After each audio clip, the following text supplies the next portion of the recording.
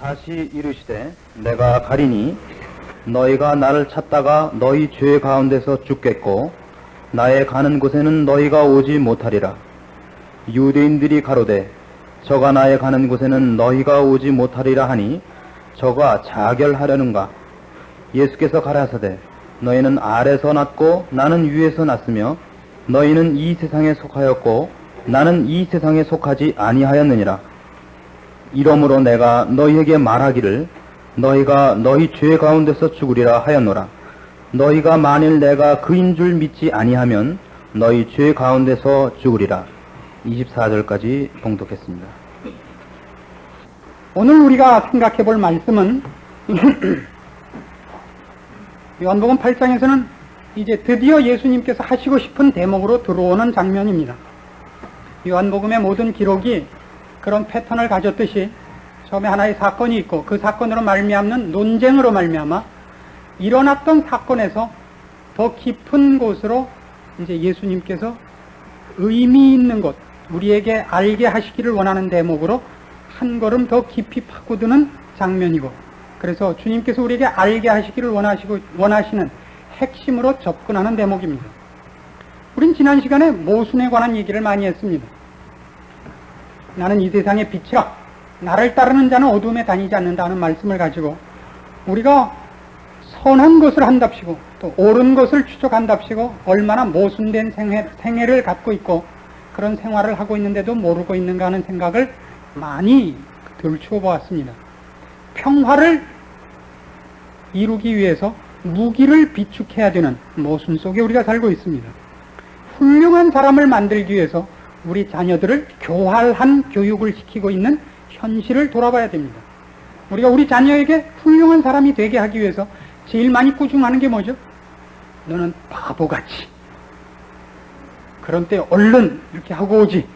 그걸 그래 정직하게 줬더란 말이냐. 우리가 우리 자녀들을 가르치는 게 겁니다. 훌륭하다는 게 하나도 정직하거나 말하자면 인격적 성숙을 의미하지 않고 손해보지 않고 어떻게 남을 넘어뜨리며 남 위에 올라서는가 하는 것을 가르치는 것을 훌륭한 사람이라고 생각하고 있지 않습니까? 우리는 훨씬 모순되게 살고 있습니다. 그 얘기를 어느 사건에서 끌어내고 있죠? 가늠하다 현장에서 잡힌 여인을 예수님 앞에 데리고 와서 그 여인을 벌 주거나 무엇이 옳은 것이냐, 어떻게 해야 이 죄를 범하지 않느냐를 묻지 않고 한 사건을 들어서 죄 없는 한 분을 책잡기 위하여 교묘한 함정으로 쓰고 있는 자들을 향하여 지금 예수님께서 지적하고 계시는 겁니다. 의를 구하는 것도 아니요, 선을 구하는 것도 아니요, 옳은 것을 구하는 것이 아니라 인간은 율법을 동원해서도 한 사람을 죽이는 데로밖에 사용하지 못하는 것을 보이고 계십니다. 그러나 이 대목에서 우리가 이렇게 오해해서는 안 됩니다. 그럼 무엇이 선이냐, 무엇이 의냐, 어떻게 하는 것이 지혜냐 하는 얘기를 예수님께서 하시려고 이 말을 모순되다는 걸 지적하고 있는 것이 아닙니다. 즉 요한복음 8장이 우리에게 강조하고 싶고 깨우치고 싶은 것은 어느 것이 의냐, 어느 것이 진리냐, 어떻게 하는 것이 우리에게 유익되느냐 하는 선택을 요구하고 있는 그런 장면이 아니라는 말입니다. 우리는 종종 이런 생각 속에 있기 일쑤입니다. 예수를 믿는다는 것도 결국 옳게 살자는 얘기일 거라고 생각하는 사람들이 많습니다. 그렇죠? 그래서 꼭 예수를 믿어야 되는가, 꼭 교회를 나가야 되는가, 누구든지 옳게 살고 이웃에게 해를 끼치지 않는 것, 그것이 결국 도가 아니겠는가, 이런 생각을 합니다. 그렇지 않습니다. 오늘 예수님께서 이제 이 모순을 징검다리로 해서 드디어 이 사건의 핵심으로 들어오려고 하는 것은 우리가 선택의 여지가 없다는 사실을 확인시키고 싶어 하는데 그 초점이 있습니다. 우린 선택의 여지가 있는 사람들이 아닙니다. 무엇이 옳으냐를 알면 옳은 것을 선택하고 무엇이 진리냐를 알면 진리를 선택하는 사람들이 아닙니다. 주님께서 이제 강조하고 싶은 얘기는 우리는 선택의 여지 없이 죄의 노예라는 사실을 가르치고 있는 것입니다. 우린 죄의 노예입니다. 노예란 자기의 의지대로 사는 것이 아니고 선택의 자유 없이 주인이 시키는 대로 꼼짝없이 할 수밖에 없는 겁니다. 모든 자연인은 태어나면서부터 죄의 노예입니다. 우리는 모두 죄의 노예고 죄 이외의 것을 하지 못합니다. 우리의 가장 큰 오해는 우리는 죄를 짓고 있으리라는 생각을 못하고 있다는 사실입니다. 특별히 도덕적으로나 윤리적으로 옳은 일을 할 때는 설마 죄악 속에 있으리라고 생각을 안 합니다. 성경이 하고 싶은 얘기는 의와 윤리와 선을 동원할 때도 우리가 죄의 노예라는 것을 지적하고 싶은 겁니다. 오늘 예수님께서 우리에게 가르치시고 오늘도 하나님 앞에 찾아 나온 그의 자녀들에게 확인시키고 싶은 메시지입니다. 요한복음 8장은 이제 21절부터 시작해서 끝절까지 이르는 동안 온통 이 얘기로 그 절들을 메꾸고 있습니다.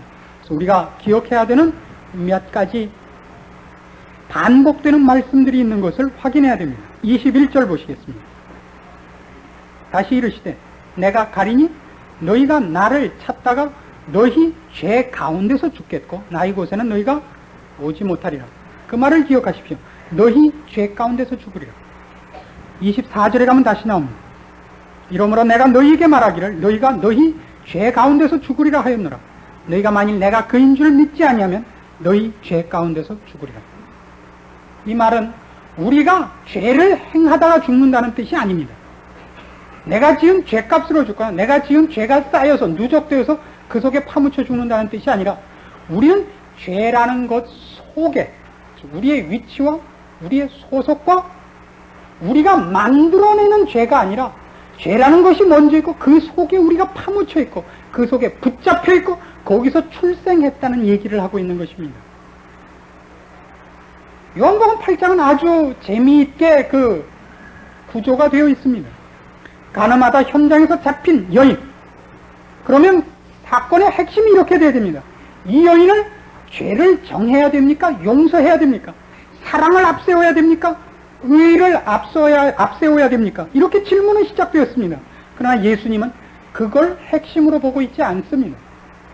예수님이 잡은 핵심은 너희가 율법을 동원해서 무엇을 하고 있는가 보아라를 핵심으로 잡고 있습니다. 바리새인들은 이 한 가지 사건을 가지고 예수님께 나와서 이것을 무엇을 기준으로 해결해야 됩니까? 율법입니까? 사랑입니까? 이렇게 물었습니다. 그러나 예수님은 이렇게 묻고 있는 겁니다.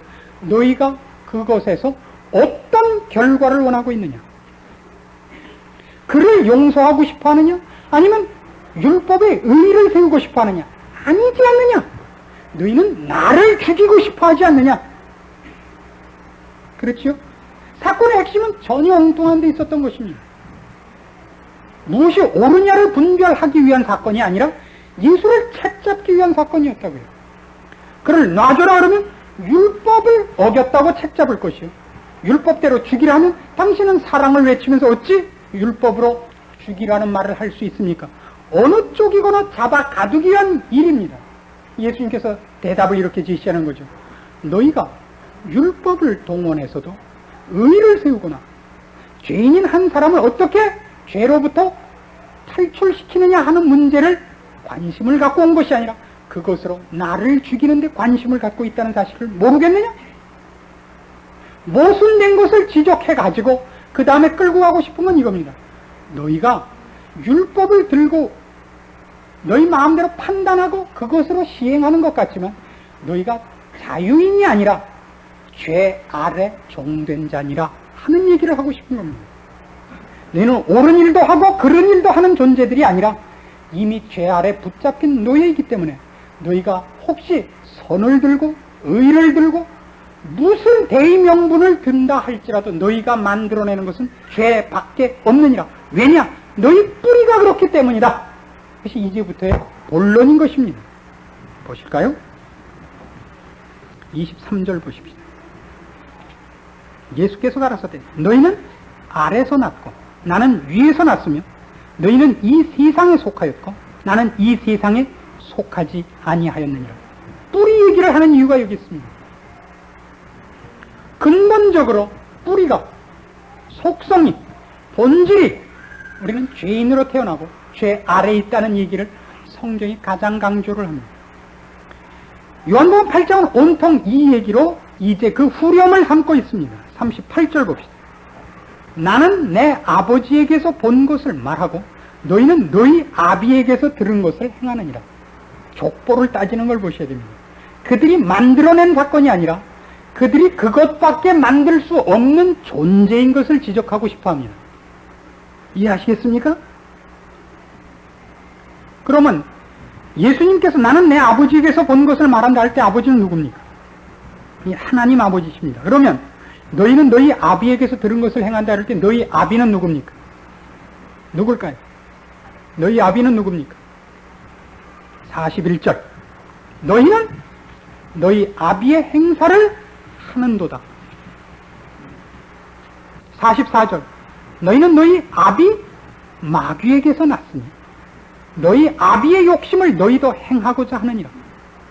저는 처음부터 살인한 자요 진리가 그 속에 없으므로 진리에 서지 못하고 거짓을 말할 때마다 제 것으로 말하나니 이는 저가 거짓말장이요 거짓의 아비가 되었음이니라. 47절 하나님께 속한 자는 하나님의 말씀을 듣나니 너희가 듣지 아니함은 하나님께 속하지 아니하였음이로다. 47절을 명심해 보십시오. 안 들어서 하나님께 속하지 않은 자가 된 것이 아니라 하나님께 속한 자가 아니기 때문에 말을 안 듣는 것입니다. 우리 결론은 우리가 만드는 자가 아닙니다. 결론은 자명한 자입니다. 왜요? 우리는 근본부터 하나님 편이 아닌 자이기 때문입니다. 요한복음 8장의 핵심 주제입니다. 이렇게 생각지 마십시오. 유대인들은 왜 밤낮 이럴까? 왜 예수님 앞에 나와서 밤낮 이럴까?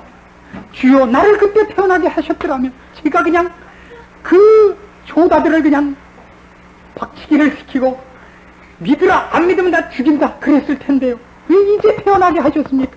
지금 뭐 하고 있어요? 그래서 지금 뭐 하고 있냐고요? 지금 그냥 놀죠. 왜 놀죠? 그때 안 태어나게 하셨어요. 요따우 말씀들을 하시면서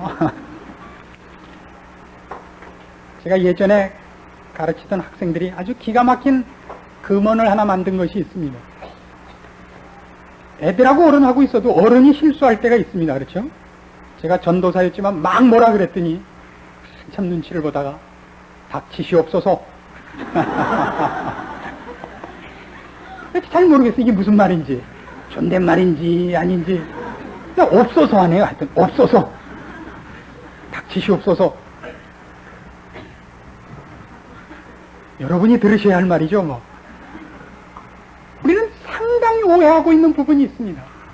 기독교가 무엇인가에 대해서 가장 근본적인 오해는 바로 이 부분입니다. 우리는 선택할 능력이 있다는 그 착각만큼 우리를 신앙상의 문제에 있어서 늘 넘어지게 하는 것은 없습니다. 그것만큼 우리를 오해시키고 우리를 실패케 한 원흉이 없습니다. 이 말씀은 그래서 아주 중요한 말씀으로 중간에 한 다리를 놓습니다. 31절 보십시오.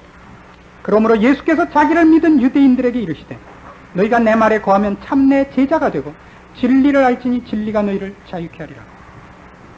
자유라는 얘기가 느닷없이 등장을 합니다. 왜 자유가 등장을 해야 될까요? 지금 주님께서 요한복음 8장에서 우리에게 가르치고 싶은 것은 단 하나 이겁니다. 너희가 죄를 짓는 것은 죄를 선택했기 때문이 아니라 너희는 죄를 짓는 족속이요 죄밖에 지을 줄 모르는 자이기 때문이다 이겁니다. 문제는 너희가 죄로부터 탈출을 해야 되고 거기서부터 구출을 받아야 되는데 그 방법은 단 하나밖에 없다 이겁니다. 주님께서 하시는 방법밖에 없습니다. 그때 너희는 비로소 자유케 되리라. 그러나 자유라는 말만큼 우리에게 혼동을 갖다 주는 말도 없습니다. 보통 우리에게 자유라 그러면 무엇을 안 하는 거지요. 자유란 여러 가지 뜻이 있습니다. 자유란 무엇으로부터 자유하느냐 하는 개념이 하나 있습니다. 억압과 속박으로부터의 자유가 있습니다. 그러나 자유란 무엇을 위한 자유가 있습니다. 나를 풀어주십시오. 풀어주면 무엇을 하겠느냐 말이에요. 풀어주면 내가 묶여 있어서 못하고 있습니다. 풀어만 주시면 그 일을 제가 할 텐데 하는 자유란 내가 만일 지금 묶인 것으로부터 풀려서 내 힘을 발휘할 수 있을 때 그 힘을 무엇을 위해서 쓸 것인가라는 목적이 없으면 자유란 사실은 무의미합니다. 그러나 우리는 어디에만 익숙하죠? 놓으십시오 하는 데에만 익숙합니다. 모든 속박과 규제로부터 한 걸음 더 나가 책임으로부터 놓여나는 데 대한 열망이 있을 뿐이지, 놓여나서 내 마음대로 할 수 있는 것으로 무슨 선을, 무슨 의를, 무슨 아름다움을, 무슨 가치를 창조할 것인가에 대해서는 우린 전혀 생각이 없습니다. 현대와 현대인의 가장 큰 숙제거리입니다. 무엇을 위한 건강이며, 무엇을 위한 지식이며, 무엇을 위한 협력이며 세력입니다. 무엇을 위한 것이 없습니다. 우리는 모두 이것은 싫다밖에 없습니다. 자유라는 것은 기독교만이 줄 수 있습니다. 그러나 우리는 기독교를 떠나는 것이 자유라고 훨씬 많은 유혹을 받습니다. 그건 우리가 만든 것이 아닙니다. 어제 오늘에 있었던 얘기도 아닙니다. 그것이야말로 성경이 우리에게 가르치고 싶어하는 뿌리 깊은 죄의 원리입니다. 창세기 3장을 찾읍시다. 구약 성경 3페이지입니다. 창세기 3장 1절 말씀부터 봅니다.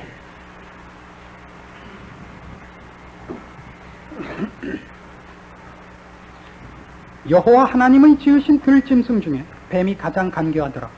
뱀이 여자에게 물어 가로되 하나님이 참으로 너희더러 동산 모든 나무의 실과를 먹지 말라 하시더냐.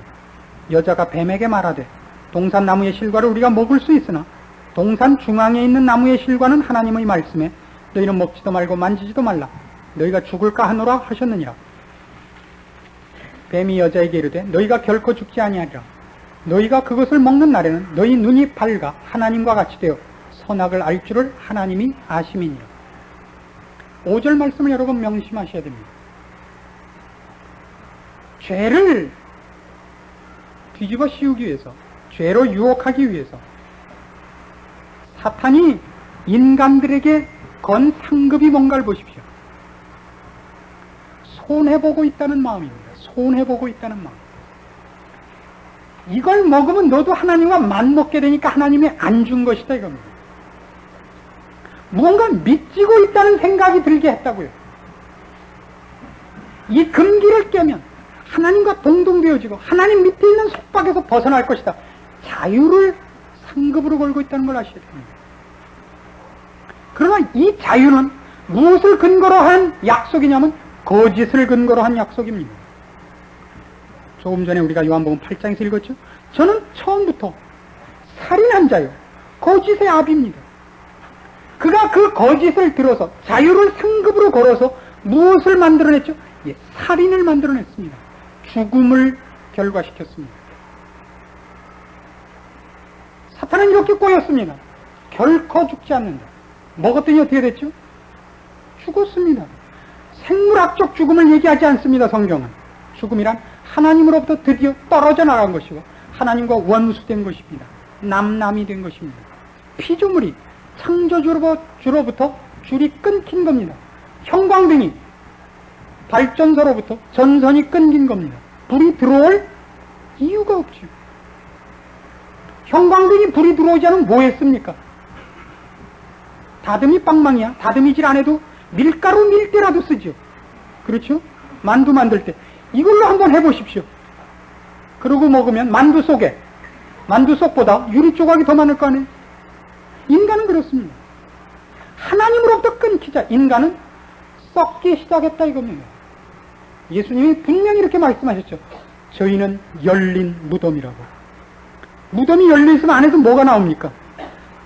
썩은 물과 악취와 구더기밖에 기어나올 게 없습니다. 인간의 현실입니다.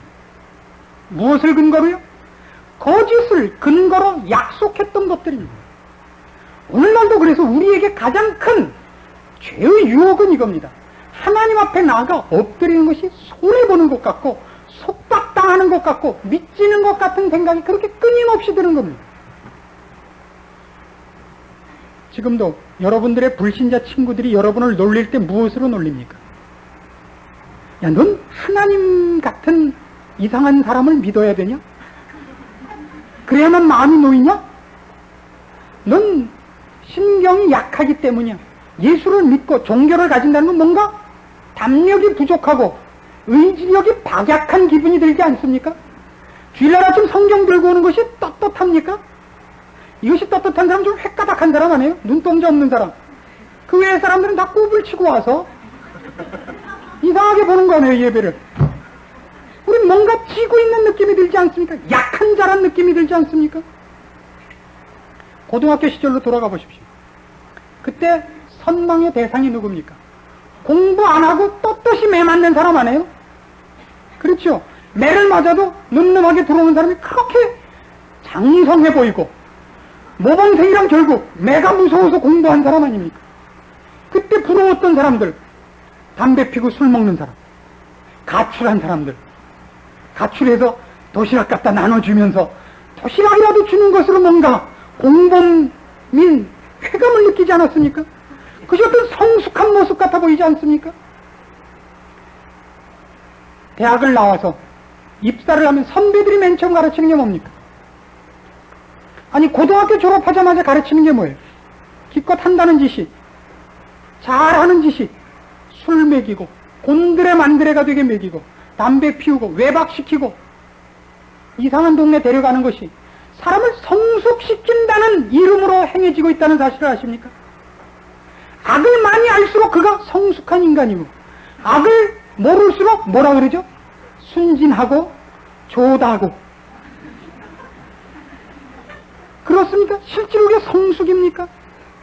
악을 많이 아는 것이 선을 아는 것과 동등한 가치로서 유혹의 대상이 되어 있다는 걸 아십니까? 어디 가서 말을 할 때도 고분고분 말하는 사람은 괄세의 대상이고, 같은 말을 해도 이 X가 정말 이래야 뭔가 그도 만만치 않은 사람이라는 느낌이 드는 것이 세상 아닙니까? 세상은 그렇습니다. 세상은 모두 그 아래 있습니다. 그렇게 배웠습니다. 그게 힘입니다. 어차피 이판사판인 인생들 아닙니까? 그래서 더 그악스럽게 삽니다. 우린 아닙니다. 저들은 그 아비 마귀에게서 났고 우리는 이제 거기서부터 자유케 된 자들입니다. 어디로부터의 자유입니까? 사탄의 노예로부터의 자유입니다. 그러나 우리는 그것이 하나님 앞에 들어가는 것으로, 여기서 나와서 일로 들어가는 거예요. 여긴 보입니다. 하나님 앞에 무릎 꿇는다는 것이. 그러나 사탄은 한 번도 자기 휘하에 있다고 절대 얘기하지 않습니다. 꼭 동업자라 그러고, 아니 한 걸음 더 나가서 자기가 하인이라 그럽니다. 파우스트에게 찾아온 사탄이 뭐라 그러죠? 영혼만 팔면 뭐가 되기로 약속을 해요? 그가 파우스트의 하인이 됩니다. 영혼만 팔면. 한국 사람들이 일본 사람에 비해서 이 세일을 잘 못하는 가장 큰 게 뭔지 아십니까? 세일지에서 꼭 지죠, 일본 사람들한테. 한국 사람들은 이렇게 폰을 잡고 나가요.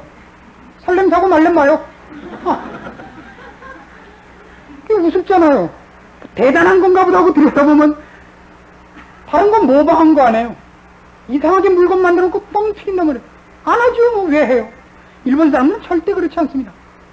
7번씩 허리를 굽히고 발바닥을 핥을 것까지 해서, 그거는 절대 발바닥 핥아갖고 혓바닥이 없어지지 않거든요. 호주머니 돈을 싹 긁어내죠. 우리는 뻥 튀기고 돈은 내꺼내고 이익을 보는 적이 없습니다. 속지 마십시오. 사탄은 절대 자존심 싸움을 하지 않습니다. 우리를 앞세우고 늘 패하라고 불러주고 자기가 충실한 쫄병이 되어서 우리를 악의 길로 빠지는 줄 모르고 유쾌하게 빠지게 합니다. 기분 좋습니다. 하나님 앞에 충성한다는 것은 여간 어려운 것이 아닙니다. 우린 늘 속죠. 그 얘기를 성경이 하고 있는 겁니다. 너희는 사탄의 종이니라. 죄의 종이요, 너희가 선택할 필요도 없이 너희가 만들어놓은 것이 죄밖에 없느니라라고 얘기합니다. 우리는 아니라고 생각을 합니다. 아니요, 우린 선했으며 우린 율법을 동원했으며. 예수님께서 묻는 건 이겁니다. 그걸로 무엇을 했는가 봐라 이겁니다. 신앙의 가장 굵은 이 넘어야 하는 몇 가지 문턱이 있습니다. 그 문턱 중에 굵은 문턱 중에 하나가 이겁니다. 옳고 그른 것이 전부라고 생각하는 이 사상입니다.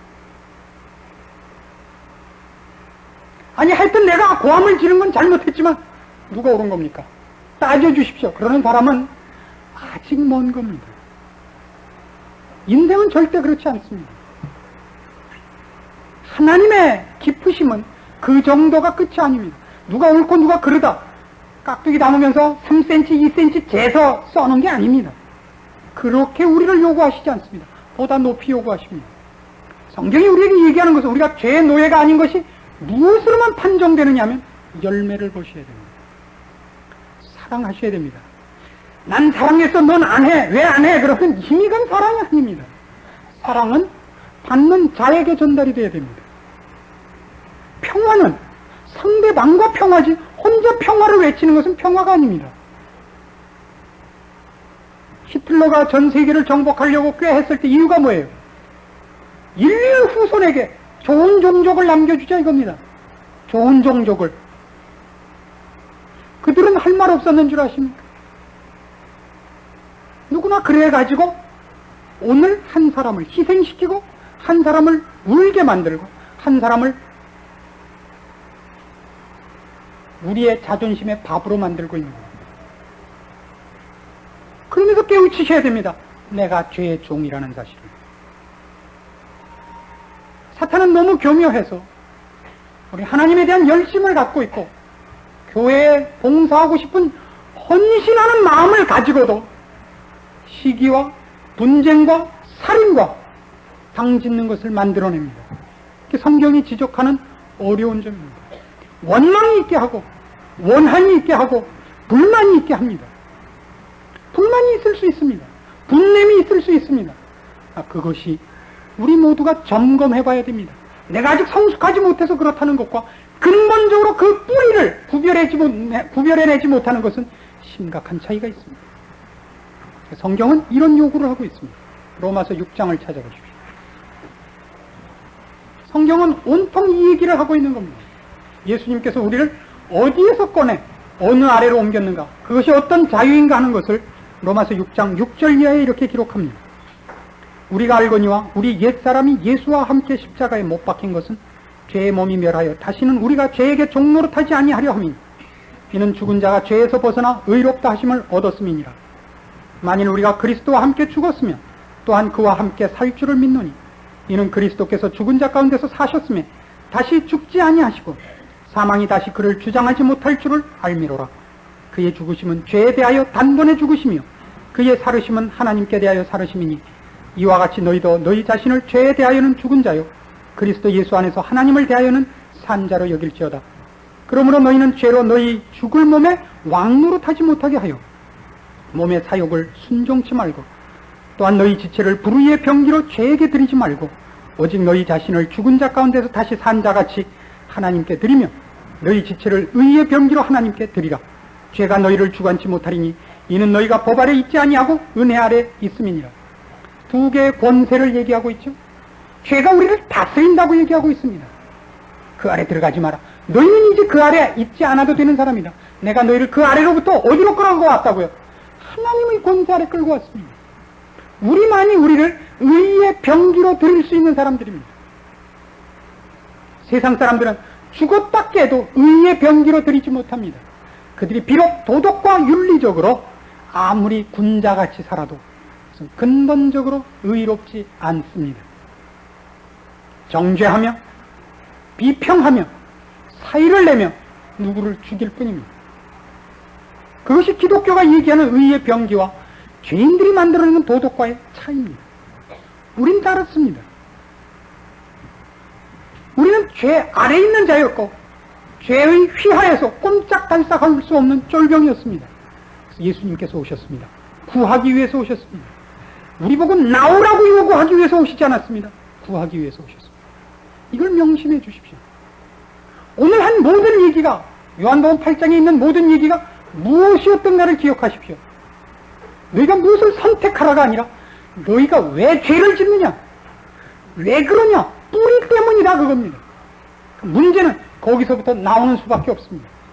요한복음 8장으로 돌아가시면 그래서 이 문제는 이렇게 연결됩니다.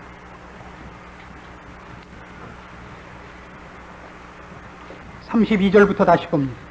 진리를 알지니 진리가 너희를 자유케 하리라. 저희가 대답하되 우리가 아브라함의 자손이라 남의 종된 적이 없거늘 어찌하여 우리가 자유케 되리라 하느냐. 예수께서 대답하시되 진실로 진실로 너희에게 이르노니 죄를 범하는 자마다 죄의 종이라. 종은 영원히 집에 거하지 못하되 아들은 영원히 거하나니 그러므로 아들이 너희를 자유케 하면 너희가 참으로 자유하리라. 아들이 자유케 하는 수밖에 방법이 없다릅니다. 왜요? 우리는 선을 선택할 능력이 없는 자입니다. 우리가 선택하는 것이 아니라 죄인이 죄이기 때문입니다. 죄인이 사탄이기 때문에 예수님께서 사탄을 치시고 우리를 뺏어내시고 우리의 죄값을 그의 피로 갚으시고 우리를 끌어내시는 겁니다. 성경이 얘기하는 구원입니다. 우리를 하나님의 의의 병기로 이제 드리도록 부름을 받고 있습니다. 그리고 그렇게 할 수 있습니다. 신자만이 두 가지 갈등이 있습니다. 하나님 앞에 의의 병기로도 드릴 수 있고 죄 아래 자신을 불의의 병기로도 드릴 수 있는 사람으로 되어버렸습니다. 그래서 우린 갈등이 있습니다. 세상 사람들에겐 갈등이 없습니다. 그들은 오직 한 마음이죠. 이래도 세상 편, 저래도 세상 편입니다. 우리는 하나님 편도 됐다, 세상 편도 됐다 하는 겁니다. 그래서 성경이 자꾸 권면합니다. 너희가 누구냐? 너희가 지은 죄에 대해서 내가 더 이상 모르는 것이 아니다. 가서는 안 될 곳에 갔다는 걸 알아도 돌아오라 이겁니다. 지은 죄 자체가 문제가 아니라 그쪽으로 가 있지 않고 돌아오라 이겁니다. 자꾸 해결을 촉구하는 겁니다. 돌아오십시오. 이미 여러분은 그쪽에 속한 자가 아닙니다. 이쪽에 속한 자입니다. 하나님의 나라 백성이요, 하나님의 자녀요, 의의 병기요, 하나님의 영광된 일을 위하여 부름받은 사람들입니다. 그것이 우리의 축복입니다. 이 결론은 이렇게 나옵니다. 로마서 12장으로 가십니다. 놀라운 결론으로 이 결론을 마칩니다. 로마서 12장 1절 말씀 봅니다. 그러므로 형제들아 내가 하나님의 모든 자비하심으로 너희를 권하노니 너희 몸을 하나님이 기뻐하시는 거룩한 산제사로 드리라. 이는 너희의 드릴 영적 예배니라. 제가 예전에 꼭 집에다 하나 써붙일 성경 구절을 알려드린 적이 있습니다. 뭐죠? 그건 없으면 우리 교인이 아닙니다. 갈라디아서 6장 7절. 스스로 속이지 말라. 하나님은 만홀히 여김을 받지 아니하시나니 사람이 무엇으로 심든지 그대로 거두리라. 하지 않고 기도로 때우지 말라 그러면서 제가 그 구절을 몹시 강조했습니다. 기억나십니까? 안 나면 지금부터 기억하십시오. 그 다음에 하나가 이겁니다. 이것도 있어야 됩니다. 집에 가서 보면 성경 구절이 뭐뭐 적혀 있는가 보면 언제부터 우리 교회 나왔는지 이제 알게 되는 거죠. 그러므로 형제들아, 로마서는 성경 전체를 가장 잘 압축한 책입니다. 로마서 12장은 드디어 그 결론입니다. 모든 얘기를 맞춰놓고 이렇게 합니다. 그러므로 형제들아, 내가 하나님의 모든 자비하심으로 너희를 권하노니 너희 몸을 하나님이 기뻐하시는 거룩한 산제사로 드리라. 산제사로 드리라. 앞에서 얘기했던 걸 기억하십시오. 우리를 누구에게 바쳐 드려야 된다고요? 죄에게 드리지 말고 이제 하나님께 드려. 의의 병기로 바치라 그랬습니다. 그 의의 병기는 어떤 것으로 가야 되냐면 산제사입니다. 산제사와 죽은 제사는 어떤 차이가 있습니까?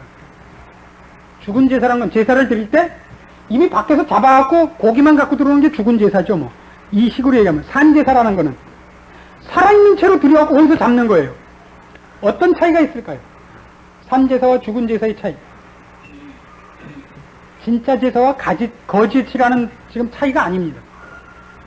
산 제물을 바치는 것과 죽은 제물을 바치는 것은 어떤 차이가 있을까요? 둘 다 똑같습니다. 죽기는. 그렇죠? 어차피 죽을 겁니다. 그러나 거기에 큰 차이가 하나 있죠. 산 제사는 죽음의 수치와 고통이 따릅니다. 죽은 제사라니까 꼭 가짜 제사라는 느낌이 들어서 좀 우습습니다만은 산 제물로 바치지 않는 것은 저기서 잡아갖고 오는 겁니다. 죽은 다음에 당하는 고통이지만, 그러니까 말하자면 모욕될 것도 없고 자존심 상할 것도 없고 수치스럽고 분노할 것도 없습니다만 산 제사는 사람들 다 모아놓고 그 자리에서 죽이는 거니까 그 수치와 그 고통은 상상하기 어렵습니다. 우리는 그 모습을 바로 십자가에서 보는 겁니다. 네가 만일 하나님의 아들이거든 십자가에서 내려와 보라. 그 일을 당하는 겁니다. 서서히 죽이는 제사입니다. 십자가는 보통 사흘쯤 고통이 연속되곤 했었습니다. 예수님은 너무 피곤하셔서 일찍 운명하셨습니다만, 우리가 하나님의 의에 병제가 된다는 것이 뭔지 아시겠습니까? 신앙생활이란 결국 이겁니다. 하나님 앞에 나를 바치는 싸움입니다. 하나님께서 우리를 들었을 때 옳고 그른 것을 위해서 옳고 그른 것이 발휘되도록 쓰시지만은 않는다는 사실입니다. 기독교의 역사는 죽음과 오해와 고통의 연속입니다. 기독교는 언제나 죽음으로 연결되었고 죽어서 피어나는 새로운 싹으로만 연결되었습니다. 하늘의 밀알이 땅에 떨어져 썩지 아니하면 그대로 있고 썩으면 많은 열매를 맺습니다. 그 원리만큼 우리가 기억해야 되는 것이 없습니다. 우린 늘 삽니다. 누가 옳은가를 증명해달라 그럽니다. 다 좋아. 뭐 어떻게 해줘도 좋은데 내가 옳다는 것만은 증명하고 싶죠. 사무라이 정신 가운데 가장 대표적인 우화로 이런 것이 있습니다. 일본 사무라이들은 그 명백한 문제에 대해서는 아주 그 신경질적인 반응을 보이는 친구들입니다. 무사가 한 사람인데 그 아들이 밖에 나갔다 들어왔는데 어떤 사람 손에 잡혀 들어왔습니다. 뭡니까? 그러니까 우리 가게에서 빵을 하나 훔쳐 먹었다 이겁니다. 아들한테 진짜 먹었냐? 아무것도 안 먹었대요. 무사가 칼을 뽑아서 자기 아들 배를 갈라 보여줬습니다. 없지? 그리고 상대방도 잘라 주겠습니다. 우리한테는 훨씬 그런 피가 흐르고 있지 않습니까? 하나님이 무엇을 계획하고 있는지, 하나님이 나의 인생을 무엇으로 부르고 있는지와 상관없이 내가 그렇죠. 죽어도 좋다. 쏠림 쏴라. 그러나 내가 만일 세금을 포탈했다면 나를 총살하라. 그런 글 한번 보신 적 있죠? 우리는 훨씬 거기에 익숙해 있습니다. 여러분, 신자는 그렇게 부름받지 않습니다. 누가 옳으냐의 싸움이 아닙니다. 하나님이 나에게 무엇을 요구하느냐의 싸움입니다. 하나님이 오늘 나를 할퀴 받기를 원하면 핏줄도 선명하게 밥고랑이 나와야 되는 겁니다. 하나님이 오늘 나를 떡을 만드신다 그러면 오늘 나는 납작한 빈대떡이 되어야 됩니다. 감수하시겠습니까? 감수하셔야 됩니다. 싫든 좋든 그것이 기독교고, 여러분은 그 일 때문에 부름을 받았고 그것이 우리의 자랑이요 희열인 줄 아는 날을 맞아야만 됩니다. 어떤 자존심을 세운 싸움보다도 하나님 앞에 붙잡힌 바 되어 의도 맞고 터진 길이 가장 행복했다는 것을 성경이 그렇게 강조하는 것입니다. 돌 맞아 죽는 스데반의 얼굴이 천사 같았죠. 돌 던지는 자의 얼굴은 뭐 같았다고 되어 있습니까? 여러분 성경에는 없지만 제 성경에는 보면 악귀 같았다고 되어 있습니다.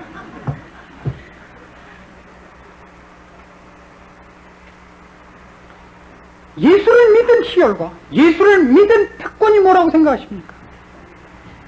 빼앗길 것이 없다는 자신입니다. 세상의 그 무엇으로도 나를 소멸시키지 못하며, 나를 거꾸로 들이지 못하며, 나를 좌절시킬 수 없다는 것을 아는 것입니다.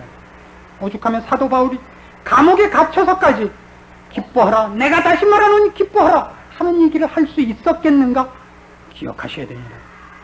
그것이 우리의 자랑입니다.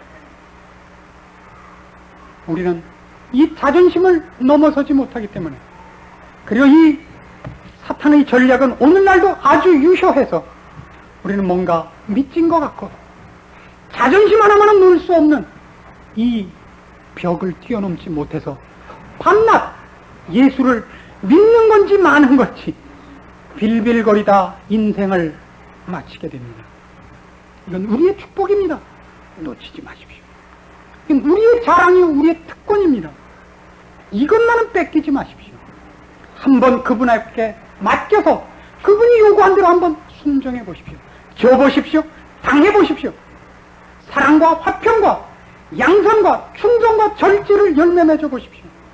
그 기쁨을 여러분이 보실 겁니다. 세상 말에도 이런 말이 있습니다. 인내는 쓰다. 그러나 그 열매는 달다. 세상 말에도 그딴 말이 있습니다. 우리는 그것보다 훨씬 굵고 영원한 상급을 약속하고 있습니다. 그리고 그것은 죽은 다음만의 얘기가 아닙니다. 지금 얘기입니다. 제 얼굴을 보십시오. 얼마나 평화와 만족과 희열과, 여러분 눈에 안 보이시면 여러분의 영적인 수준의 문제가 있는 것입니다.